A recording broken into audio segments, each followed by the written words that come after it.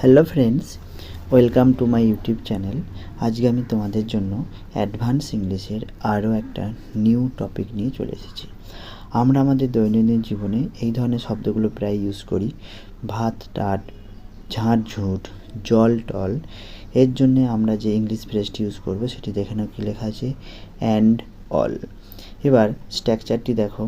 ফার্স্টে আমরা সেন্টেন্সটি ইউজ করব, তারপরে অ্যান্ড অল এই ফ্রেজটি ইউজ করব। তাহলে ফার্স্টে সেন্টেন্স, তারপরে অ্যান্ড অল এই ফ্রেজটি ইউজ করব।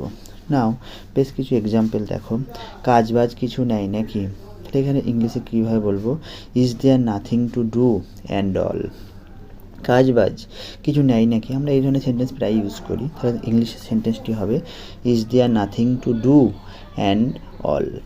নেক্সট এক্সাম্পলটি দেখো, ঘরটা পরিষ্কার করতে হবে এই আর কি, the house will be swept and all. ঘরটা পরিষ্কার করতে হবে এই আর কি, তাহলে এটাকে ইংলিশে ট্রান্সলেট করলে হবে, the house will be swept and all. The house will be swept and all.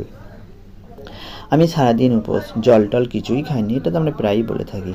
I fast all day, I have not drunk anything water and all. আমি সারাদিন উপোস, জল টল কিছুই খাইনি, তাহলে I fast all day, I have not drunk anything water and all. I fast all day, I have not drunk anything water and all. আমাদের পড়াশোনা করা উচিত, we should study and all. আমাদের পড়াশোনা করা উচিত এই আর কি, we should study and all. ভাত টাট কিছু খেয়েছো, এটাও আমরা বলে থাকি, have you eaten rice and all. ভাত টাট কিছু খেয়েছো, have you eaten rice and all.